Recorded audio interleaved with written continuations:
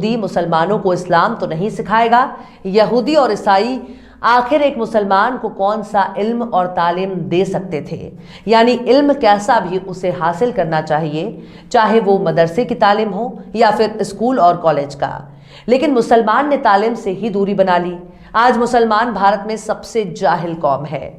इल्म और तालीम से दूरी बनाने की वजह से मुसलमान दूसरी भाषाओं से भी अनजान है। भारत के मुसलमान आज भी कुरान से बहुत दूर हैं। कुरान अरबी भाषा में है। 1400 साल से लेकर आज तक रोज़ा, नमाज, खुतबा सब अरबी भाषा में होता है।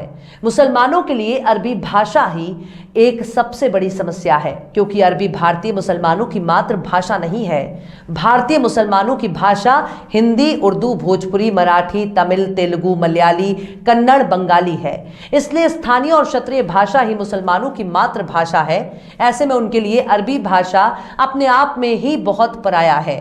मुसलमान अपनी क्षत्रिय और मातृभाषा से बहुत प्यार करता है, इसलिए मुसलमानों ने अरबी का व्याकरण सीखकर कुरान पढ़ना तो सीख लेता है, लेकिन कुरान में क्या लिखा है और कुरान में अल्लाह क्या कहता है, इस बात से मुसलमान बिल्कुल अनजान है। यानी मुसलमान अगर हाफिज़े कुरान भी हो जाए तब भी उसने केवल कुरान को रट लिया है, लेकिन कुरान के एक एक शब्द का अर्थ खुद उन मौलानाओं और इमामों को नहीं पता जो नमाज और कुरान पढ़ाते हैं। 19वीं सदी में सबसे पहले कुरान का ट्रांसलेशन और अरबी भाषाओं में किया जाने लगा। तब जाकर पढ़े लिखे मुसलमानों में थोड़ी बहुत इस्लाम और कुरान की समझ पैदा हुई। इससे पहले मौलवी साहब जो कह दें उसी को सच मान लिया जाता था, और मौलवी साहब जैसों ने ही मुसलमानों को कुरान पढ़ाकर भी कुरान से दूर कर दिया, और आज भी मुसलमानों को नए दौर के एजुकेशन सिस्टम से दूर रहे हैं। लेकिन आज भी हर मुसलमान कुरान को पढ़ना नहीं जानता, क्योंकि अरबी उनके लिए एक अनजान भाषा है। मुसलमानों में कुरान और अरबी की समझ रखने वालों को आलिम कहा जाता है।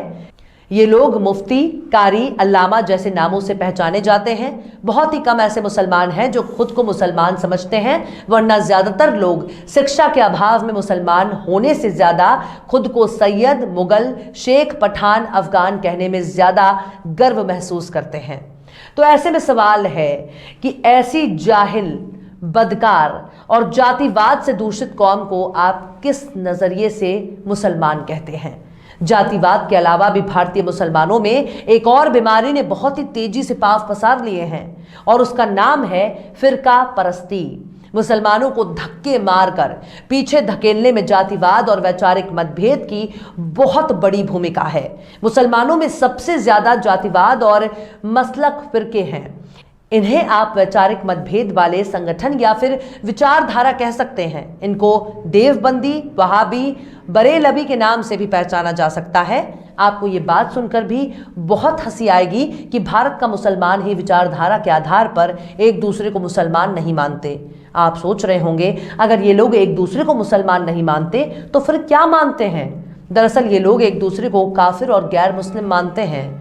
दरअसल हर देवबंदी, वहाबी, बरेलवी एक दूसरे को अपना वैचारिक दुश्मन मानते हैं, एक दूसरे के खिलाफ फतवे जारी करते रहते हैं। भारत के मुसलमान इतने निर्लज्ज हो चुके हैं कि इन्होंने विचारधारा के आधार पर अपनी अपनी मस्जिदें भी बनवा ली हैं। हर विचारधारा वाला व्यक्ति दूसरे विचारधारा वालों की मस्जिद में नमाज पढ़ने से परहेज करता है। एक फिरका तो खुद को बरेलवी कहता है और कहता है कि जो मुसलमान बरेलवी नहीं वो मुसलमान ही नहीं और कभी भी जन्नत में नहीं जाएगा। यानी जन्नत का एकमात्र दावेदार वो खुद को मानता है। आपको हैरानी होगी कि दूसरे विचारधारा के मुसलमान ने अगर बरेलवी विचारधारा की मस्जिद में कदम रख दिया तो फिर उसकी खैर नहीं। अगर वो बच गया तो शायद ही उसकी हड्डी पसली और इज्जत सलामत रहे। एक बात और, जिंदा रहते हुए भी हर मुसलमान दूसरे मुसलमान को काफिर और बद अकीदा मानता है, और अगर कभी मर गया तो उसका अंतिम संस्कार कोई दूसरे विचारधारा का व्यक्ति नहीं कर सकता। यानी पैगंबर का इस्लाम कुछ और है, लेकिन भारतीय मुसलमानों का इस्लाम कुछ और। इस बात को कहने में कोई गुरेज नहीं होना चाहिए कि पैगंबर हजरत मोहम्मद के इस्लाम और भारत के इस्लाम में जमीन आसमान का फर्क है।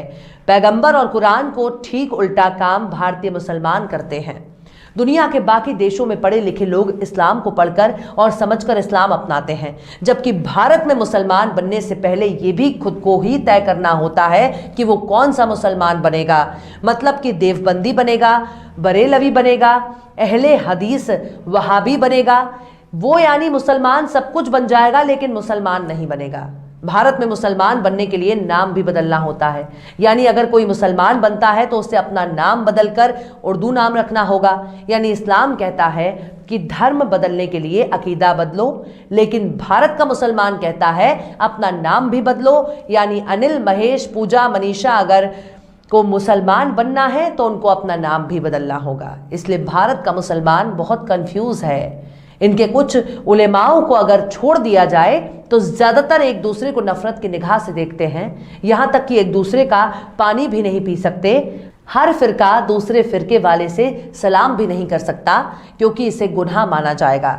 इनके कुछ उलेमा तो अक्सर पैगंबर मोहम्मद की शान में गुस्ताखी भी कर चुके हैं। आप चाहें तो इसकी तस्दीक खुद भी कर सकते हैं। ये लोग इतने अंधे हो चुके हैं कि वो मुसलमानों को ही मुसलमान नहीं मानते बल्कि उन्हें काफिर कहते हैं। तो ये है भारतीय मुसलमानों की एकता और अखंडता। भारत में ज़्यादातर आबादी ग्रामीण है जो आपस में फिरका परस्ती और मसलक के आधार पर बटे हुए हैं, तो वहीं दूसरी तरफ जातिवाद इनकी नसों में कूट कूट कर भरा है। भारतीय मुसलमानों के जैसे ही अखंड भारत के